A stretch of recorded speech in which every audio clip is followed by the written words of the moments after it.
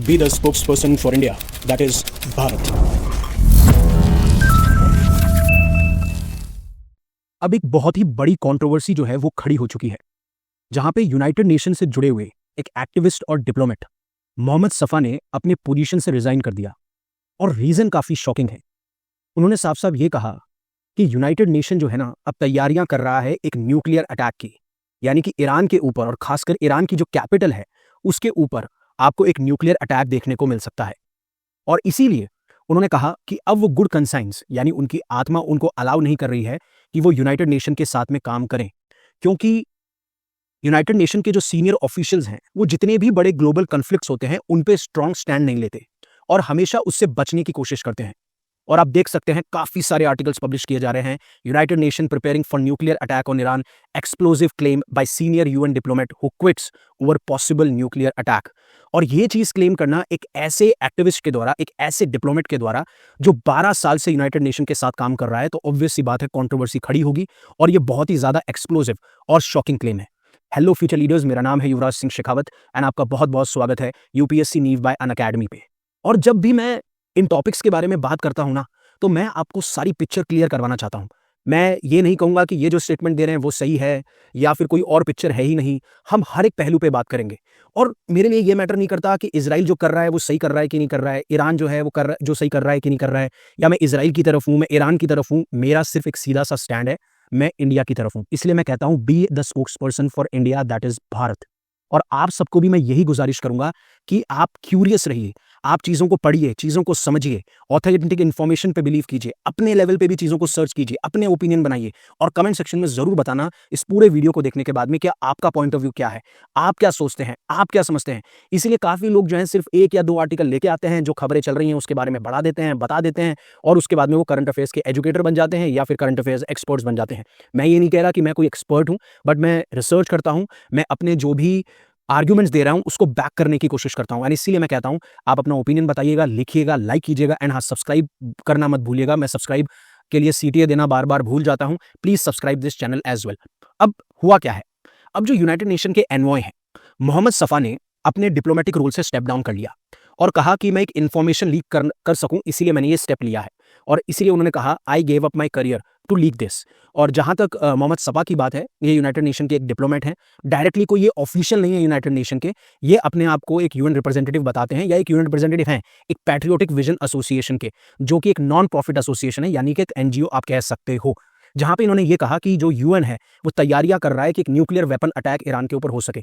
और ये बहुत ज्यादा शॉकिंग है, मतलब सवाल खड़े हो जाते हैं कि यूनाइटेड नेशन, वो यूनाइटेड नेशन जिसको इसलिए बनाया गया कि 1945 यानी वर्ल्ड वॉर के बाद में कोई भी आप ऐसा मेजर कन्फ्लिक्ट होता है तो पहली बात तो वो हो ना हो, तो फिर जल्दी से जल्दी हम पीस की तरफ मुड़ें, ऐसे वॉर्स, ऐसे कन्फ्लिक्ट्स को रोका जा सके। उस टाइम पे ऐसा स्टेटमेंट आना तो काफी सारे सवाल खड़े होते हैं। इन्होंने कहा शायद लोगों को समझ में नहीं आ रहा है कि इस सिचुएशन की ग्रेविटी क्या है, जहां पे यूएन जो है प्रिपेयर कर रहा है अपने आप को कि एक पॉसिबल न्यूक्लियर वेपन का इस्तेमाल हो सके ईरान के अंदर। ये एक पिक्चर है तेहरान की, मतलब उन्होंने ये पिक्चर शेयर करी जहां पे उन्होंने तेहरान की इमेज को शेयर किया एक्स के ऊपर और उन्होंने कहा कि यहाँ पे बहुत सारी फैमिलीज हैं, चिल्ड्रन हैं, रेगुलर वर्किंग क्लास जो है यहाँ पे काम करती हैं, उनके कुछ सपने हैं and they are sick, they just want war.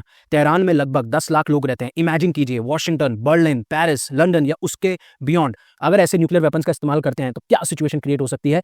वैसी ही सिचुएशन आपको फ्यूचर में भी देखने को मिल सकती है। और इसीलिए मैं अपने डिप्लोमेटिक करियर को दाव पर लगाता हूं, उसको गिव अप करता हूं, क्योंकि मैं नहीं चाहता कि मैं पार्ट बनूं, हिस्सा बनूं या मैं विटनेस करूं ऐसे क्राइम का जो क्राइम अगेंस्ट ह्यूमैनिटी हो। और इसी के दौरान उन्होंने लगभग नो किंग्स प्रोटेस्ट के बारे में बात करी जो यूनाइटेड स्टेट्स में चल रहे हैं अगेंस्ट ट्रंप ओवर ईरान, जहां पे 8 से 10 मिलियन लोगों ने प्रोटेस्ट किया। और आप इस पॉसिबिलिटी को दरकिनार नहीं कर सकते हो, ये बहुत डेंजरस है। हमें अभी एक्ट करना पड़ेगा, इस मैसेज को हमें स्प्रेड करना पड़ेगा, स्ट्रीट्स तक ले जाना पड़ेगा, जिससे हम अपनी ह्यूमैनिटी और फ्यूचर को बचा सकें। ओनली हमारे जैसे लोग ही इसको रोक सकते हैं और हिस्ट्री इन्हें याद रखेगी। अब बात यह है कि कितनी सच्चाई है इनके क्लेम में। क्या सच में यूनाइटेड नेशन कुछ भी अपना स्टैंड नहीं लेता, या यूनाइटेड नेशन मजबूर है, या यूनाइटेड नेशन को बार बार पहले भी क्रिटिसाइज किया गया है तो उसके पीछे यही सारे रीजंस हैं क्या? उससे पहले अनअकैडमी आपके लिए लेके आया one stop solution for UPSC prelims current affairs, जहां पे 2 साल के करंट अफेयर्स इन बुकलेट्स में कवर किए गए हैं। आप इस क्यूआर कोड को स्कैन कर सकते हैं, जो कि कंप्लीटली फ्री है ये सारी बुकलेट्स, एंड आप डाउनलोड कर सकते हैं। अब एक बार के लिए चीज समझते हैं कि जो नो किंग्स प्रोटेस्ट हुए हैं उसमें कुछ सच्चाई है कि नहीं है, जहां पे ट्रंप को बहुत ज्यादा क्रिटिसाइज किया जा रहा है और ईरान वॉर। इसमें आपको 3 चार्ट्स बहुत हेल्प करेंगे। पहली चीज, धीरे धीरे आप ये देखेंगे कि जो ट्रम्प की अप्रूवल रेटिंग थी वो गिरती जा रही है। अब डिसअप्रूवल रेटिंग जो है वो अराउंड 60% तक टच होने वाली है और अप्रूवल रेटिंग नीचे आते आते अराउंड 36% तक हो चुकी है। और जब ईरान वॉर शुरू नहीं हुई थी तब अराउंड, अगर आप रेगुलर पेट्रोल के दाम देखेंगे तो दैट वाज अराउंड $3 पर यूएस गैलन, बट अब वो 3.98 और $4 को भी क्रॉस कर चुकी है, जो कि जो यूनाइटेड स्टेट्स के अंदर जो लोग रह रहे हैं उनको भी बहुत ज़्यादा हार्म कर रही है। और जब ये पूछा गया कि ट्रम्प जिस तरीके से ईरान कन्फ्लिक्ट को हैंडल कर रहे हैं तो आप क्या मानते हैं, मतलब अच्छी तरीके से हैंडल कर रहे हैं या गलत तरीके से हैंडल कर रहे हैं, तो 61% लोग ऐसे हैं जो डिसअप्रूव करते हैं। वो ये कहते हैं कि डोनाल्ड ट्रम्प बहुत ही गलत तरीके से ईरान कन्फ्लिक्ट को हैंडल कर रहे हैं। वहीं पे अप्रूव किया जाता है 37% के द्वारा।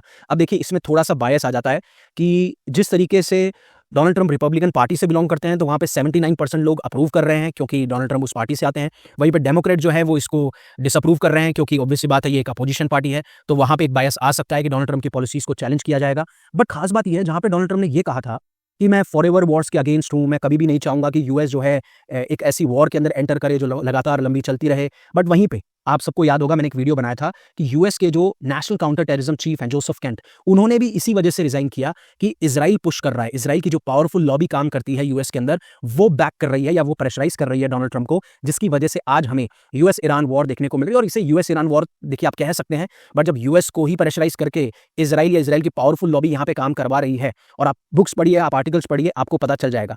ऐसा मैं नहीं कह रहा हूँ कि यूएस के इंटरेस्ट नहीं होंगे यहाँ पे, यूएस के बिल्कुल इंटरेस्ट हैं और स्पेशली हर एक नेशन के इंटरेस्ट है डोमिनेंस को लेके। मतलब यूएस चाहता है, अब यूएस क्यों अपनी नेशनल सिक्योरिटी स्ट्रेटजी में ये कहता है कि जो वेस्टर्न हेमिस्फीयर रीजन है, चाहे से वो north American, Latin American, central American या फिर साउथ अमेरिकन रीजन हो, वहां पे यूएस का डोमिनेंस होना चाहिए। क्यों डॉनरे डॉक्ट्रिन की बात की जाती है, वैसा ही सेम वे में यूएस और इजराइल ये चाहते हैं कि मिडिल ईस्ट के अंदर उनका डोमिनेंस हो। ये लड़ाई डोमिनेंस की है, ये लड़ाई अपने वर्चस्व की है, ये लड़ाई वहां की है कि कौन सा नेशन एक पूरे रीजन को कंट्रोल करेगा। अब यूएस एक चाहेगा कि वेस्टर्न हेमिस्फीयर में हमारा कंट्रोल हो, मिडिल ईस्ट में हमारा कोई ऐसा एक अलाई नेशन बैठा हो जो ये सारी चीजें कंट्रोल कर रहा हो, हम इन्फ्लुएंस कर सकें। वैसी सेम चीज चाइना कर रहा है। चाइना चाहता है कि साउथ चाइना सी में उसकी डोमिनेंस हो, धीरे धीरे एशियन रीजन में उसकी डोमिनेंस हो। ये हर एक का प्लान है। और क्यों Russia China directly indirectly Iran को सपोर्ट कर रहे हैं, वो नहीं चाहते कि जो एक लास्ट नेशन है जो स्टैंड कर रहा है यूएस और इजराइल के खिलाफ वो गिर जाए। अगर वो गिरा तो उनकी भी जो डोमिनेंस है वो भी गिर जाएगी। तो सारा खेल यहाँ पे अपने इंटरेस्ट को सर्व करने का है और हर कोई अपने इंटरेस्ट सर्व कर रहा है और हमें भी अपने ही इंटरेस्ट सर्व करने हैं। दैट इज इंडिया के इंटरेस्ट में कौन सी बात आती है। बट मोहम्मद सफ़ा यहाँ पे बहुत क्लियरली अपने रेजिग्नेशन में कहते हैं कि मैंने बहुत ज़्यादा सोचा, इसके बारे में विचार किया और मैं अब बहुत क्लियर हो चुका हूं कि कुछ यूएन सीनियर्स हैं जो कि एक पावरफुल लॉबी की तरह सर्व करते हैं। मतलब वो यूनाइटेड नेशन की तरफ से रिप्रेजेंट नहीं करते, जो यूनाइटेड नेशन का काम है वो उसमें जो पावरफुल लॉबी एक्टिव है उसके सर्वेंट्स के तौर पर काम करते हैं। और इसीलिए मैं अब सस्पेंड करता हूँ मेरी जितनी भी ड्यूटीज़ हैं और मैं ऑनर फील करता हूँ कि मैं यूनाइटेड नेशन के साथ में 12 साल तक रहा। अब आते हैं वन बाय वन, समझते हैं कि क्या ये जो क्लेम कर रहे हैं, क्या ये जो कह रहे हैं उसमें कितनी सच्चाई है। देखिए, centre for strategic and international studies की स्टडी में आप देखेंगे तो आप एक चीज पाएंगे कि यूनाइटेड नेशन की जो भी इतिहास रहा है या जो उनकी धरोहर रही है वो यूनाइटेड स्टेट्स के आइडियल्स और यूनाइटेड स्टेट्स के फॉरेन पॉलिसी इंटरेस्ट के द्वारा शेप की गई है। और इसमें बहुत सारी चीजें देखी जाती हैं। आप यहां पे देख सकते हो, since 1945 United states has leveraged, United nation को उसने लेवरेज किया है, कैपिटलाइज किया है कि यूनाइटेड नेशन एक इंपॉर्टेंट टूल की तरह इस्तेमाल किया जाए जिससे कि यूएस की जो फॉरेन पॉलिसी के ऑब्जेक्टिव्स हैं उनको आगे बढ़ावा दिया जा सके। और इसमें खासकर एक रोल और प्ले किया जाता है क्योंकि यूनाइटेड स्टेट जो है सबसे ज्यादा कॉन्ट्रीब्यूट करता है when it comes to United Nation के बजट में। ये आप देख सकते हो, अभी अराउंड ये डेटा 22% से 23% है आज की तारीख में। कहा जाता है $13 बिलियन रुपीज जो है वो दिए जाते हैं। तो क्या हम दरकिनार कर दें कि यूनाइटेड स्टेट्स यूनाइटेड नेशन को अपने एक टूल की तरह इस्तेमाल नहीं करता, जब बाकी अलग अलग जो थिंक टैंक्स हैं वो इसके बारे में बात करते हैं? क्या जिसका बजट होगा उसका इन्फ्लुएंस नहीं होगा? बिल्कुल होगा, इस बारे में बात की जाती है। और यही इन्होंने कहा कि ज्यादातर वक्त तो ये लोग इन्वॉल्व ही नहीं होते या फिर वो साइलेंट रहते हैं। उन्होंने कहा कि गाजा में जो चीजें हो रही हैं, इजराइल जो कर रहा है उसको जेनोसाइड नहीं बोला जाता। लेबनान में जो एक्शंस लिए जा रहे हैं उनको वॉर क्राइम्स और किस बेसिस पे लोगों को एथनिक बेसिस पे क्लींस किया जा रहा है उसके बारे में बात नहीं की जाती। ईरान के ऊपर जो अटैक हुआ है उसको इलीगल वॉर नहीं कहा जा रहा। और ये कहा जाता है कि यूनाइटेड नेशन इसके ऊपर स्टैंड ले ही नहीं रहा। और ये भी कहते हैं कि यूनाइटेड नेशन डायरेक्टली कभी भी इजराइल और यूनाइटेड स्टेट्स को ब्लेम भी नहीं करता अगर मान लीजिए कोई वायलेशन हो रहे हैं, क्योंकि इनको प्रोटेक्ट कर रही होती है इनकी एक पावरफुल लॉबी जो कि यूनाइटेड नेशन में बहुत ज्यादा एक्टिव है और शील्ड करती हुई पाई जाती है। लेकिन क्या आज तक ऐसा नहीं हुआ है क्या? और आपको मैं बता दूं, एक बार 2-3 साल पुरानी बात है कि टॉप यूएन ऑफिशियल थे क्रेग मोखैबर, जो कि ह्यूमन राइट्स बॉडी के डायरेक्टर थे, जो यूनाइटेड नेशन की ह्यूमन राइट्स बॉडी है उसी के डायरेक्टर थे। उन्होंने ये इल्जाम लगाए थे कि यूएस, यूके और काफी सारे जो यूरोपियन नेशन है वो बहुत ही ज्यादा लीनियंट रहते हैं जिस तरीके से गाजा के अंदर जिनोसाइड हो रहा है या गाजा के अंदर जिस तरीके से एक्टिविटीज हमें देखने को मिलती हैं। और यही चीज इन्होंने कही भी थी। 28 अक्टूबर को इन्होंने लिखा था United Nation High Commissioner Geneva को, this will be my last communication to you in his role in New York. But सिर्फ गाजा की बात नहीं है, किस तरीके से इजराइल वहां बॉम्बार्डमेंट कर रहा है या इजराइल जो है पैलेस्टीनियंस वहाँ पे सफ़र कर रहे हैं, और मैंने इसके बारे में वीडियो बनाया कि हाँ, इजराइल जो है वहाँ पे जिनोसाइड कर रहा है। अब लेकिन यूनाइटेड नेशन के ऊपर जब ये रिस्पॉन्सिबिलिटी आती है तो यूनाइटेड नेशन क्यों नहीं कहता है? और फिर मैं बता दूं कि अगर आप मुझे ये कहेंगे कि सर आप तो इज़राइल के अगेंस्ट बोल रहे हैं, आप तो ईरान को सपोर्ट कर रहे हैं, आप तो पैलेस्टीन, मैं सपोर्ट करने की बात नहीं कर रहा हूँ यहाँ पे। मेरा सपोर्ट, मेरा फेवर, मेरा कमिटमेंट, मेरा डेडिकेशन सिर्फ इंडिया की तरफ है। लेकिन जब फैक्ट्स को तोड़ा जाएगा, मरोड़ा जाएगा, मैनिपुलेट किया जाएगा, वो चीज़ फिर आप एक्सेप्ट नहीं कर सकते हो। इंडिया के इंटरेस्ट अगर इज़राइल के साथ में है, वेल एंड गुड, आप बिल्कुल अच्छी रिलेशनशिप बनाइए। ईरान के साथ में है, वेल एंड गुड, अच्छे रिलेशन बनाइए। और काफ़ी बार क्या होता है, जो मेरे व्यूअर्स हैं वो मुझे जानते हैं कि मैंने किस-किस टॉपिक पे बात करी है। लेकिन मोस्टली आप देखेंगे 60 to 70% जो सब्सक्राइबर्स नहीं होते, वो आपको कभी एक वीडियो में देखते हैं, 2 वीडियो में देखते हैं और उसके बेसिस पे ओपिनियन बना लेते हैं। आप मुझे रेगुलरली फॉलो कीजिए। मैं सिर्फ बात कर रहा हूं यहां पे उस ग्रे एरिया की जिसके बारे में बात ही नहीं की जाती। क्योंकि आप किसी को बोलेंगे लेफ्ट विंग, अब लेफ्ट विंग वाला बंदा क्या करता है, अगर मान लीजिए वो गवर्नमेंट के अगेंस्ट है या कुछ ऐसे स्टेप्स ले रहा है तो वो गवर्नमेंट की तारीफ नहीं करेगा। अगर मान लीजिए कोई गवर्नमेंट के सपोर्ट में है तो वो गवर्नमेंट की नाकामियां नहीं गिनाएगा, उनकी जो पॉलिसीज अगर खराब है तो उसके बारे में बात नहीं करेगा। मेरी दिक्कत वहां है, मेरी दिक्कत और कहीं नहीं है। अब चाहे से लोग कहते हैं कि यूट्यूब पे आपको एक साइड तो लेना ही पड़ेगा कि नहीं तो आपके व्यूज नहीं आएंगे। I don't care about it, I just care about India.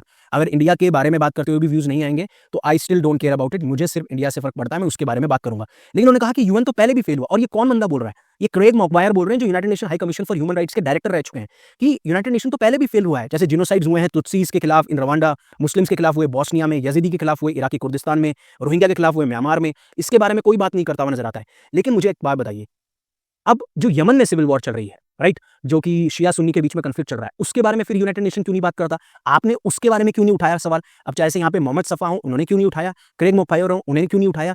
उनके बारे में क्यों बात नहीं की गई? वो बात करना भी जरूरी है, उसके बारे में भी मेंशन करना जरूरी है। अगर कहीं पे सिविल वॉर चल रही है, उसकी वजह से अगर मान लीजिए आपको जिनोसाइड देखने को मिल रहा है तो वहां पर बात कीजिए। यमन में अराउंड 3,72,000 लोग मारे जा चुके हैं, राइट। और अगर आप पैलेस्टीनियंस की बात करेंगे तो वो नंबर 70 से 72,000 है। अगर उसका स्केल देखा जाए, यमन में जो जिनोसाइड हो रहा है, यमन में जो लोग मारे जा रहे हैं सिविल वॉर, उसके बारे में क्यों नहीं बात कर रहे हैं आप? तो कई बार इन लोगों के भी इंटरेस्ट होते हैं अपने अपने। आप अगर बात करो तो फिर सबकी बात करो, फिर आप चूज नहीं कर सकते, आप स्पेसिफिक रोल नहीं अपना सकते हो। हाँ, हालांकि मान लीजिए मुझसे कुछ गलती हो जाती है तो मैं एक्सेप्ट करता भी हूँ। जिस तरीके से पहले मैंने एक बार बोल दिया था कि इंडियन गवर्नमेंट ने मेडिकल एड भेजी है, लेकिन वो इंडिया के लोगों ने भेजी थी, और उसके लिए मैंने कमेंट सेक्शन में पिंग भी कर दिया था कमेंट कि दैट वाज माय फॉल्ट कि मैंने डिप्लोमेसी का नाम ले लिया था, वो लोगों ने किया था। तो जहां पे सच्चाई होगी मैं बात करूंगा, और मुझसे गलती होगी मैं उसके बारे में भी रिपोर्ट करूंगा। क्योंकि मुझे इस बारे में नहीं सोचना है कि अरे देखिए ये तो इसकी बात करता है, उसकी बात करता है। नहीं, मुझे बात करनी है, जो मैं कर रहा हूँ, जो मैं सच बोल रहा हूँ, उसके बारे में मैं बात करता हुआ नजर आऊंगा। अब क्या यूनाइटेड नेशन ने कभी नहीं कहा? देखिए, यूनाइटेड नेशन का जो ह्यूमन राइट्स है, office of the high commissioner, उन्होंने साफ साफ लिखा है, आप स्क्रीन पर देख सकते हो। तो मोहम्मद सफा जो कह रहे हैं कि कभी बोला ही नहीं, कभी कहा ही नहीं, तो ये भी बिल्कुल गलत है। इजराइल ने साफ साफ कमिट किया genocide in the Gaza strip. UN commission, United nation का जो important independent commission, United nation कहता है कि आप इंक्वायरी कीजिए, आप रिपोर्ट सबमिट कीजिए, और उसके बाद में ये साफ साफ कहा गया है कि yes, Israel has committed genocide. Then एक प्रेस कॉन्फ्रेंस हुई थी, अब जहां पे मोहम्मद सफा ने बोला ना कि इंपॉर्टेंट लीडर्स बात नहीं करते, तो अब अभी सेक्रेटरी जनरल कौन है? Antonio Guterres. अब जब ये रिपोर्ट आई, उसके बाद में जब रिपोर्ट के बारे में पूछा गया कि देखिए आपके जो यूनाइटेड नेशन की जो इंडिपेंडेंट कमीशन हुई है वो तो ये कह रही है कि जेनोसाइड है, आप क्यों नहीं बोलते इसके बारे में? इसके पीछे आप समझिए चीज क्या है। जो यूनाइटेड नेशन है या यूनाइटेड नेशन सिक्योरिटी काउंसिल है, राइट, ये जब तक स्टेटमेंट नहीं देंगे, जब तक इंटरनेशनल कोर्ट ऑफ जस्टिस ये नहीं कह देता ये जेनोसाइड है। और अभी उसके अंदर केस भी चल रहा है, केस चल रहा है साउथ अफ्रीका वर्सेस इजराइल, जहां पे साउथ अफ्रीका ने साफ साफ ये इजराइल के खिलाफ क्लेम कर रखा है और केस फाइल कर रखा है कि जो इजराइल है वो जेनोसाइड कर रहा है। और इसी के तहत जो बेंजामिन नेतान्याहू है उनको काफी सारी कंट्रीज में अलाउड ही नहीं है, क्योंकि उन्हें वॉर क्रिमिनल माना जाता है, इस तरीके से ट्रीट किया जाता है। अब हर एक कंट्री अपने हिसाब से ट्रीट करती है। जब वो विजिट करते हैं इंडिया में, या इंडिया विजिट करता है वहां पे, और मैंने पहले भी कहा था, जो इंडियन प्राइम मिनिस्टर की विजिट हुई ना, वो हो सकता है किसी और इंटेंशन की वजह से हुई हो, लेकिन उस टाइम पे जो विजिट हुई वो क्वेश्चनेबल है, क्योंकि उसके 1-2 दिन बाद अटैक हो जाता है। अब हमारा उसमें रोल था नहीं बिल्कुल भी, लेकिन उस टाइम पे लोग तो इसी तरीके से कंसीडर करेंगे, राइट। तो वो बहुत चीज है, ऐसी चीजें आपको समझनी पड़ती है। टाइमिंग बहुत इंपॉर्टेंट मैटर करता है उसके बारे में, और बहुत सारे लोगों ने उसके बारे में बात भी कही थी। फिर जेनोसाइड की बात हो गई, इसके बारे में बात की। क्या अब इन्होंने बोला कि सर ईरान के ऊपर, लेबनान के ऊपर जो एथनिक क्लिंजिंग हो रही है उनके ऊपर बात नहीं किया गया? यूनाइटेड नेशन के जो एक्सपर्ट्स हैं या जो यूनाइटेड नेशन के ह्यूमन राइट्स कमीशन में जो काम करते हैं, उन्होंने साफ साफ ये कहा था कि ये जो वॉर है ये बहुत बड़ी वॉर हो सकती है, कैटास्ट्रोफिक कॉन्सिक्वेंसेज हमें देखने को मिलेंगे, बहुत ज्यादा वायलेंस है और ये एंटायरली इलीगल है। देखिए, the stress that the unprovoked attack by the United states and Israel on Iran carried out while negotiation were still ongoing and with the implicit or explicit endorsements on your state is entirely illegal। तो ये तो कहते ही हैं, लेकिन United nation खुद नहीं कहता, United nation security council नहीं कहता। क्यों? जब तक आईसीजे नहीं कहेगा, जब तक ये भी नहीं कहेंगे। तो आपका पॉइंट ऑफ व्यू क्या है? आप क्या सोचते हैं? आप क्या मानते हैं? प्लीज कमेंट सेक्शन में जरूर बताइएगा। It matters to me, it matters to the world. And always remember, curious रहिए, खुद सच को जानिए, ऑथेंटिक न्यूज फॉलो कीजिए, रिसर्च कीजिए। जब आप अवेयर बनेंगे तब आप क्वेश्चन कर पाएंगे, जब आप क्वेश्चन कर पाएंगे तब आप रियलिटी तक पहुंच पाएंगे। और मैं डिप्लोमेसी को कभी भी ये नहीं कहूंगा कि वो सच और झूठ के बीच में होती है, वो एकदम ग्रे एरिया में होती है, that is black and white, कुछ नहीं होता। So that's it from my side. Thank you very much for listening to me, giving me your precious time. precious asset that is your time. Stay safe, stay happy, take care. Jai Hind, Jai Bharat. Always remember one thing, live in such a way that universe will be proud of you.